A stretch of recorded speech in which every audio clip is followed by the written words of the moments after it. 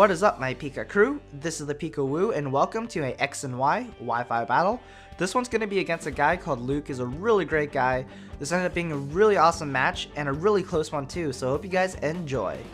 Now, before we start the battle, be sure to check out my Facebook page as well as my Twitter page, because this battle is probably going to be posted earlier on those two websites. So if you want an early release and extra content from me, be sure to check out my Facebook page and my Twitter page.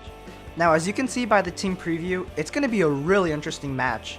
It's going to be a weather war based match where one team's going to be a sand based team while the other team's going to be a sun based team. Now, in terms of team matchup, I think it's pretty even. It's going to be a pretty balanced game. But in terms of who has the slight advantage, I think my opponent has the slight edge. And that's because he's running a sand team, and sand teams usually do better against sun teams simply because rock is super effective against fire, and rock resists fire. So in terms of just the typings, I think Sandstorm has a slight edge in terms of the weather war. Plus, he also does have the Infernape, which does do well in the sun because it can capitalize on that fire boost, while my sand-based Pokemon, my Excadrill, cannot really capitalize on his Sandstorm because I'm not running the Sand Rush, which doubles my speed. Instead, I'm running Mold Breaker in a bulkier set with Rapid Spin.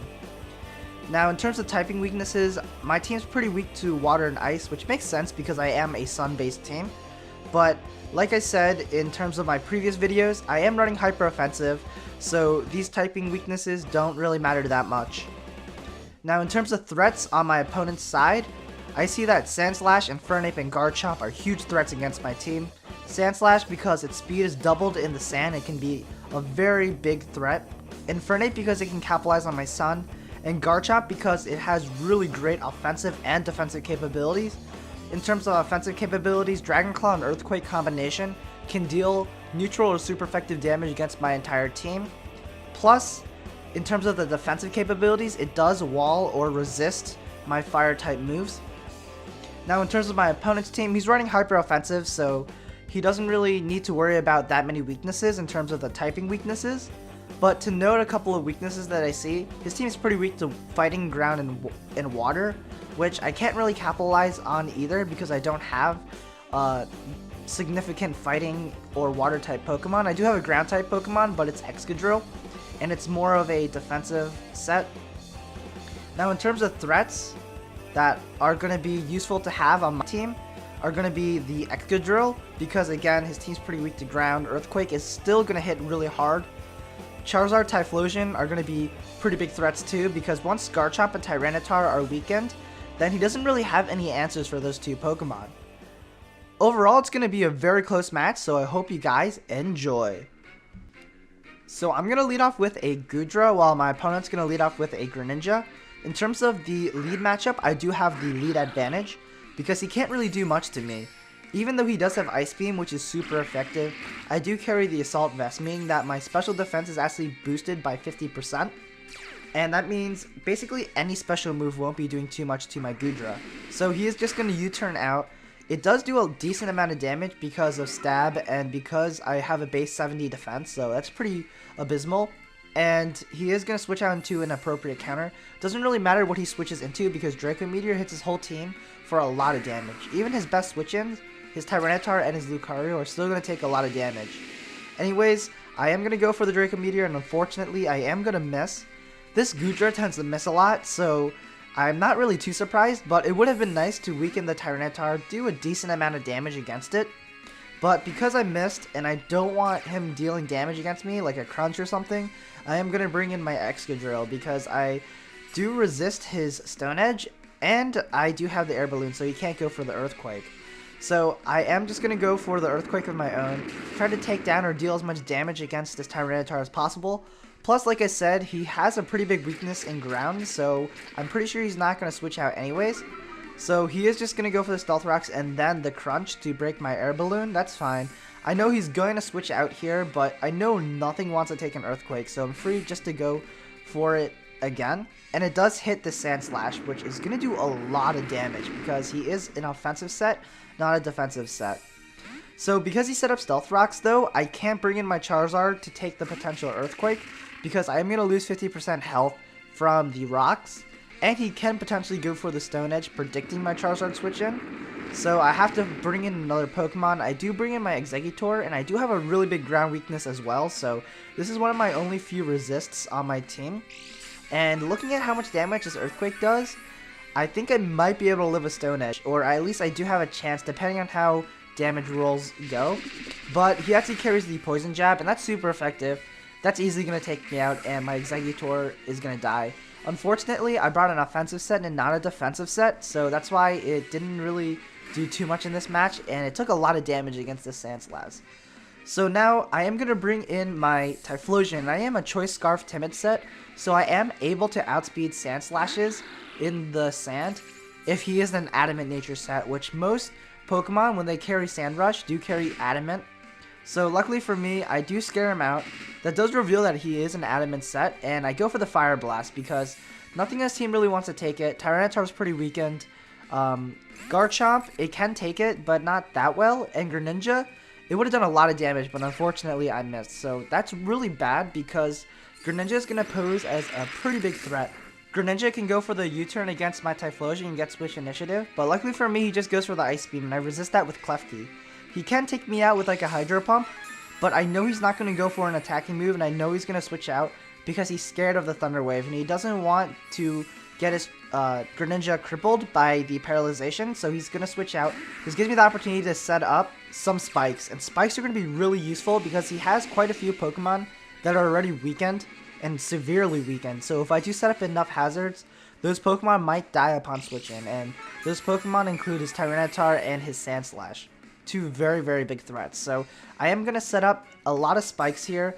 Luckily for me, he actually goes for the Stone Edge here, or the Rock Slide, instead of the Earthquake, who's predicting me to bring in the Charizard to resist the ground type move, but there's really no reason to because he has Stealth Rocks up. Plus, I am physically defensive, so I thought I could live one Earthquake anyways and set up all 3 layers of Spikes. So, because he went for the Rock Slide there, I am able to set up all 3, meaning that this Tyranitar and his Sandslash are pretty much going to die upon switching, which is really beautiful. That means I won the Weather War right here, because if I scare him out, then I am going to be able to set up my Sun permanently, and he won't be able to restart his Weather, because if he doesn't survive the hazard switch-ins, then he's not going to be able to set up the Sandstorm again.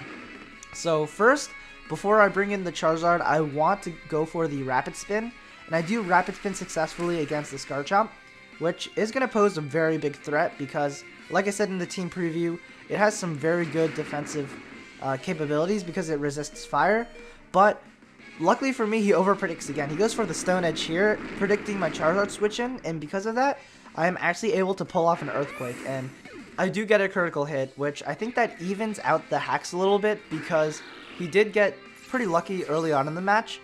Anyways, even if I didn't get a critical hit, I had quite a few Pokemon that can deal with Garchomp because Earthquake would have done a significant amount of damage to a point where Typhlosion could revenge kill. So anyways, back to the battle. He has his Greninja out. He is just going to revenge kill my Excadrill with a Scald. And instead of going into my Typhlosion here, I'm actually going to bring in my Charizard. And because I want to set up my Sun right here, right now. And I know I can live any single one hit from this Greninja simply because of the Sun. So that powers down the Scald. And Ice Beam, Dark Pulse, they're all neutral, so it wouldn't be able to take me out in one hit. The only thing I'm kind of afraid of is if he gets the freeze from the Ice Beam or the flinch from the Dark Pulse. And even then, I'm very bulky in terms of the special side now that I am a Mega Charizard.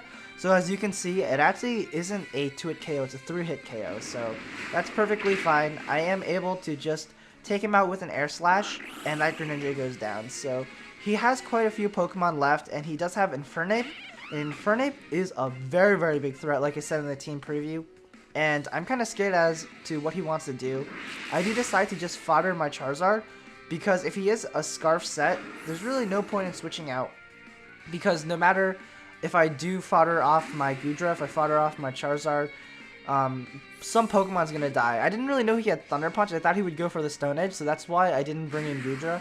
If I knew that he had the Thunder Punch instead of the Stone Edge, I definitely would have wanted to bring in Goodra, because it seems like that Infernape is choiced in some way. But for now, I am just going to bring in my Typhlosion, and I am Choice Scarf. I am going to lock myself into Fire Blast because it pretty much hits the rest of his team. Luckily for me, I don't really need to bank on hitting all my Fire Blasts simply because his Tyranitar and his Sandslash die to Entry Hazard damage. So I just need to hit 2 Fire Blasts. I need to hit this one against this Infernape, and it does hit, and I am able to take him out despite the resistance.